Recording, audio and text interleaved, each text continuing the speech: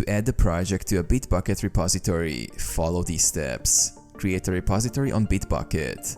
Log into Bitbucket. Click on Repositories in the left sidebar and select Create Repository. Enter a repository name, choose the repository type, and set visibility. Click Create Repository. Initialize your local project. If your project isn't already a Git repository, open a terminal and navigate to your project directory. Initialize a Git repository. Add remote repository. Add the Bitbucket repository as a remote. Replace username and repository name with your Bitbucket username and repository name. Add and commit files. Add your project files to the Git repository. Commit the changes.